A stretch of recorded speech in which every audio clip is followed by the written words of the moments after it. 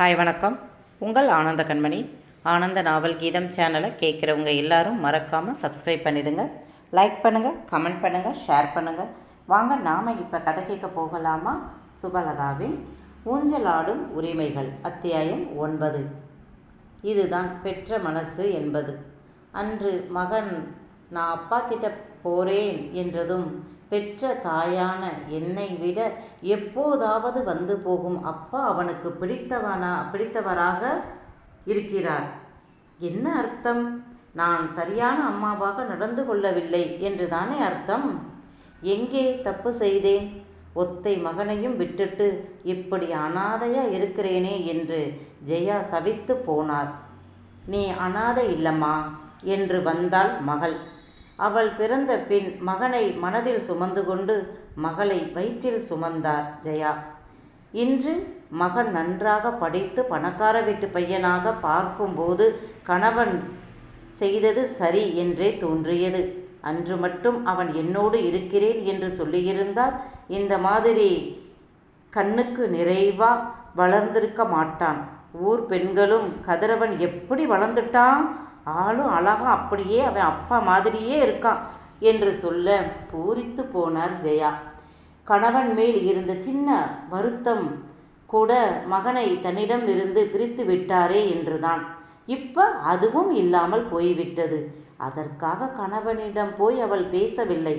ஏனென்றால் ஊர் முறைப்படி இருவருக்கும் இடையே எந்த உறவும் இல்லை.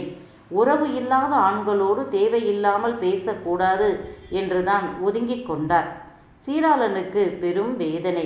அவன் படித்து பெரிய ஆளாக வேண்டும் என்று கூலி வேலை பார்த்து அவர் அரை வயிறு சாப்பிட்டு விட்டு மகனுக்கு நல்ல சாப்பாடு போடுவார். கழுத்தில் கிடந்த தாலி முதல் வித்து மகனை படிக்க வைத்தார்.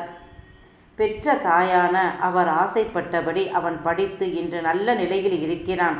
ஆனால் தாய்க்கு 10 பைசா கொடுக்க முடியலை. இது என்ன சாபம்? கடைசி வரை என்னை பெற்றவள் பசியும் பட்டினியுமாகத்தான் இருந்தார். ஒரு மகனாக நான் எந்த கடமையையும் செய்யலை என்ற குற்ற உணர்வு, ஆதங்கம் மனதில் இருந்தது. தாயின் மறு உருவமாக இருக்கும் மகளை கண்டதும் மனம் நெகிழ்ந்து போனார். மகளை அருகே போய் தூக்க அவள் திமிறிக் கொண்டு இருக்க விடாமல் அவரும் மகளை தன்னுடன் இறுக்கிக் கொள்ள அவர் கையில் நன்றாக கடிக்க ஆ என்று அவர் வழியில் பிடியை தளர்த்த ஓடிவிட்டாள். ஆனால் அண்ணனின் கைப்பிடித்து கொண்டு நின்றாள். காரணம், மகனை பற்றி ஜெயா சொல்லி சொல்லி வளர்த்தாளே. அண்ணன் பாவம் என்னை விட்டுட்டு போய் தனியா இருக்கான். அண்ணன் ரொம்ப நல்லவன். அவனுக்கு திங்கிறதுல இது பிடிக்கும் அது பிடிக்கும் என்று மகனை பற்றி சொல்லி சொல்லி வளர்த்ததால் அண்ணன் மேல் அவளுக்கு பாசம் தானாகவே வந்தது. ஆனால் ஜெயா கணவனை பற்றி எதுவுமே பேச மாட்டாள். மாமியார் அதற்கு எதிர்ப்பதம்.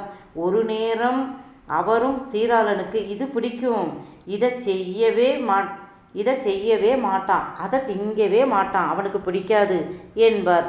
இன்னொரு நேரம் உன் அப்பனுக்கு அழகா இருக்கிறோம், படித்து இருக்கிறோம் அப்படிங்கிற திமிரு எல்லாம் ஏன் புருஷனோடது, ஏன் புருஷனும் தான் வெள்ளை வெள்ளையர்னு அழகாக ராசா கணக்காக இருந்தார். நான் நேரம் என்ன கட்டிக்கலையா, நாங்கள் வாழலையா? என் புருஷன் தன் உருவத்தை மட்டும் கொடுக்கல உன் அப்பனுக்கு, அவரோட சொத்து பூரா விற்று படிக்க வச்சாரு. அவர் உழைப்பு அத்தனையும் வாங்கிக்கிட்டு கடைசியாக என்னையும் உன்னையும் உன் அம்மாவையும் நடுத்தருவில் விட்டுட்டு போயிட்டான்.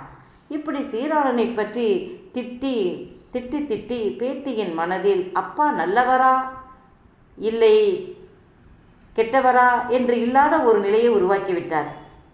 நமக்கு நல்லது செய்யலை என்ற எண்ணம் அவள் மனதில் பதிந்து விட்டது. ஆனால் அப்பா வேண்டும் என்ற ஏக்கம் அவளுக்கு நிறைய உண்டு. தன் வயது ஒத்த பெண்களின் அப்பாக்கள் மகளை எப்படி பார்த்து கொள்கிறார்கள் என்று பார்த்த பிறகு தன்னை அப்படி பார்க்க அப்பா இல்லையே என்ற ஏக்கம் நிறைய உண்டு. கயல்விழி அப்பா பணம் காசு கொடுக்கலை, அவரிடம் நிறைய இருக்கு, அண்ணன் அனுபவிக்கிறான், அதையெல்லாம் அப்படியெல்லாம் ஒரு நாளும் நினைத்தது இல்லை. ஆனால் அப்பாவின் பாசம், அன்பு, அரவணைப்பு தனக்கு கிடைக்கலையே என்ற ஏக்கம் ரொம்ப உண்டு. சீராளன் தாய்க்கு காரியம் முடித்துவிட்டு கிளம்பும்போது சுப்பு மூலமாக கயல்விழிக்கு படிக்க வைக்க செலவுக்கு பணம் தருகிறேன் என்றார்.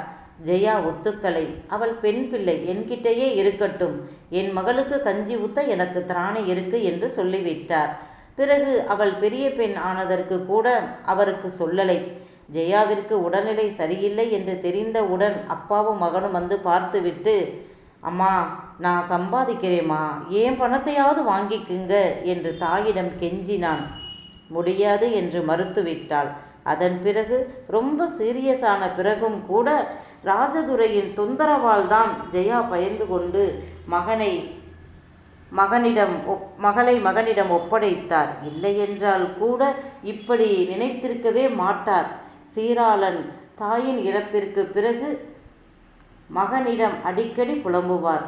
எனக்கும் என்னால் பிறந்த உனக்கும் பெற்ற தாய்க்கு ஒரு நேரம் கஞ்சி ஊத்துற பாக்கியமே கிடைக்கலை. அந்த அளவு அற்ப பிறவிகளாக போயிட்டோம்டா என்பார்.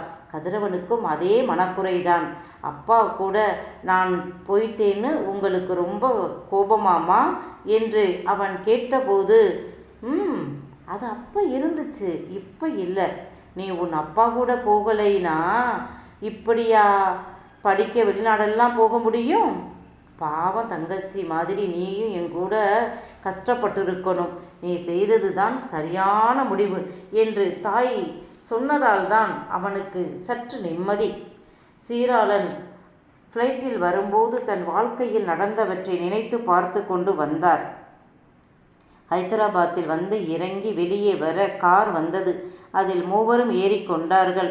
ஹைதராபாத்தின் அவுட்டரில் இருந்தது மிகப்பெரிய மாளிகை. அது கட்டிய போது அவுட்டராகத்தான் இருந்தது. இப்போது அது நன்றாக வளர்ச்சியடைந்த பகுதியாக மாறிவிட்டது. 10 ஏக்கர் பரப்பளவில் முன்புறம் விசாலமான நாகரிகமான மாடர்ன் தோட்டம் இருந்தது. பக்கவாட்டில் முட்டை வடிவ நீச்சல் குளம், நுழைவு வாயில், மிகப்பெரிய காம்பவுண்ட் சுவர், அதில் 2 கேட். ஒன்று ரொம்ப பெரியது, இன்னொன்று ஓரளவு பெரிய கேட். அதன் வாசலில் அழகான வாட்ச்மேனுக்கான கூண்டு. கேட் அருகே கார் போகவும் கதவு தானாக திறந்தது. வாட்ச்மேன் வரவே இல்லை. ஆனால் கேட் திறந்தது. கார் வந்ததும் கேட் தானாக மூடிக்கொண்டது. டே அண்ணா, என்னடா தானா கதவு திறக்குது, தானா கதவு மூடுது என்று அவள் வடிவேல் மாடுலேஷனில் கேட்க, ஆட்டோமேட்டிக் கதவு அப்படித்தான் இருக்கும் என்றான். என்றபடி வாயை பிளந்து பார்த்து கொண்டிருந்தாள். மிகப்பெரிய அந்த அரண்மனையை பார்த்ததும், அம்மாடி, இது என்ன வீடா என்று அவள் கேட்க, பேசாத, டிரைவர் இருக்கார் என்றான் கதிரவன் மெல்லிய குரலில். இது வேறையா, டிரைவர் இருந்தா பேசக்கூடாதா என்றாள் அவளும் மெல்ல. இறங்கு என்றான் கதிரவன். அவளும் இறங்கி நின்றாள். சுற்றுமுற்றும் வேடிக்கை பார்த்தாள். வா என் கூட என்றான் கதிரவன். சீராளன் போற்றிக்கோவில் நின்றபடி உள்ளே ஆர்வமாக பார்த்தார். அப்பாவின் மனநிலை புரிந்த கதிரவன், அப்பா, மம்மி வீட்டில் இல்லை என்றதும் மனைவியின் கார் இருக்கா என்றுதான் பார்த்தார். இல்லை என்றதும் புஷ் சென்று போனது. சரி வாங்க என்று அவர் உள்ளே போக இவர்களும் போனார்கள். என்னதான் அப்பாவை பிடிக்காது என்றாலும் அவர் என்ன செய்கிறார் என்று அவரை ஓரக்கண்ணால் நோட்டம் விடுவாள் கயல். அவர் முகம் சுருங்கி போனதும், அடேங்கப்பா, வந்ததும் அவரை வரவேற்க பொண்டாட்டி இல்லையாம். இல்லைன்னது இவருக்கு இப்படி ஏமாற்றமா இருக்கு. அப்படித்தானே என் அம்மாவும் இவரை எதிர்பார்த்து காத்திருந்திருக்கும் என்றுதான் நினைத்தாள். பெண் குழந்தைகள் குழந்தையாக இருக்கும் போதும் வளர்ந்த சிறு பெண்ணாக இருக்கும் வரை அப்பா பிள்ளைகள்தான், அப்பா செல்லம்தான். அப்பா செய்யும் தவறுகள் அவர்கள் கண்களில் படாது.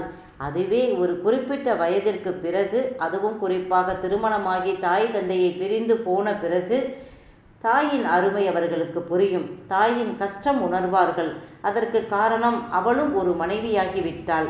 தன் கணவன் செய்யும் சில செயல்கள் பிடிக்காத போது, கோபப்படும் போது, அப்பா இப்படி செய்யும் போது கோபப்பட்ட அம்மாவின் மனநிலை புரியும். அன்னைக்கு அப்பாவுக்கு ஆதரவா பேசினோமே என்று குற்ற உணர்வு வரும். இன்று கயல்வெளிக்கு அம்மாவின் நினைவுகள் தான் வந்தது. அவ்வளவு பெரிய மாளிகையில் வந்தவர்களை வா என்று கேட்க யாரும் இல்லை. நான் உன் கூட வந்தது உன் மம்மிக்கு தெரியுமா என்று கயல் கேட்க, தெரியும் என்றான் தயங்கிய குரலில். என்னை விடு, ஊரில் இருந்து வர்ற உங்களை வானு கூப்பிடக்கூட செய்யாத வீட்டில் தான் இத்தனை வருடம் அப்பாவும் மகனும் ஒட்டிக்கிட்டு இருந்தீங்களா என்று அவள் கோபமாக கேட்க, கயல், என்ன பேச்சு இது? ஒவ்வொருத்தருக்கும் ஒவ்வொரு வேலை இருக்கும். நமக்காக அவங்களும் காத்திருக்க முடியாது. அதுக்கு பேர் தாண்டா வேண்டாத விருந்தாளின்னு அர்த்தம் என்று கயல் முறைக்க, கயல், இது என்ன பேச்சு என்று சீராளன் கேட்க, நாகரிகம் தெரியாம பட்டிக்காட்டில் பிறந்து வளர்ந்தவகிட்ட மேனரிசத்தை எதிர்பார்த்தா கிடைக்குமா டேட் என்றாள் அங்கே வந்த ஆஷா.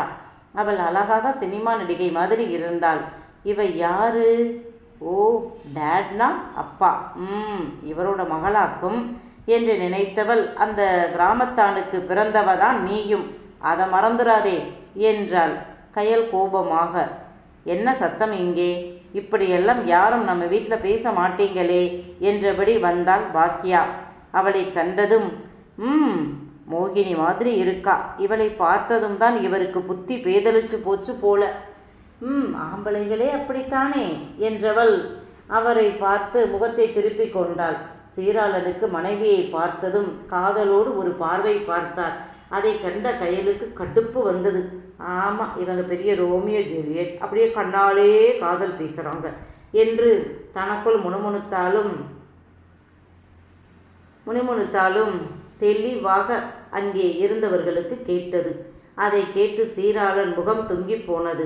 அதை கேட்காத மாதிரி கதிரவன், என்னம்மா கோவிலுக்கு போனீங்களா என்று கதிரவன் கேட்க, ஆமாடா, உன் பெயருக்கு அர்ச்சனை செய்துட்டு வந்தேன், இந்தா என்றபடி விபூதியை எடுத்து கதிரவனின் நெற்றியில் வைக்க போன போது வேகமாக அவள் கையை ஆங்காரமாக தட்டிவிட்டாள் கயல்.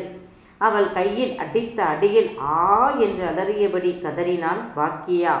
அவள் கையில் இருந்த வெள்ளி பூஜை கூடை தரையில் விழுந்து உருண்டது. என்னம்மா, என்னாச்சு என்று கதிரவனும் சீராளனும் பாக்கியா அருகே போய் அவள் கையை எடுத்து பார்க்க, வெள்ளை வெளிர் என்று இருந்த அவர் கை இப்போது நன்றாக இரத்தம் கட்டி சிவப்பாக தெரிந்தது. ஐயோ, வீட்டுக்குள்ளே வந்த உடனே என் அம்மாவை அடிச்சிட்டா. நீங்கள் 2 பேரும் பார்த்துக்கிட்டு தானே இருக்கீங்க. அண்ணா, இது என்ன, நீயும் இப்படி இருக்க? உன் தங்கைன்னு பாசத்தில் உனக்கு அம்மாவை மறந்து போச்சா என்று ஆஷா கதிரவனிடம் கேட்டாள். அப்பாவை கேட்காமல் அண்ணனை அவள் கேட்டது வில்லங்கமாகத்தான். அப்பா எப்போதுமே அம்மாவின் கைப்பிடிக்குள். அதைவிட இந்த கருப்பிக்கு அப்பாவை பிடிக்காது, பேசக்கூட மாட்டாள். அதனால் அப்பா அந்த மகள் பின்னாடி போய் விடுவாரோ என்ற பயம் அவர்களுக்கு இல்லை. ஆனால் அண்ணன் அவளுடைய சொந்த அண்ணன், இரத்த உறவு, தொப்புள் கொடி பந்தம். அவன் இவள் பக்கம் போய் விடுவானோ என்ற பயம் அம்மா மகள் இருவருக்கும் வந்தது.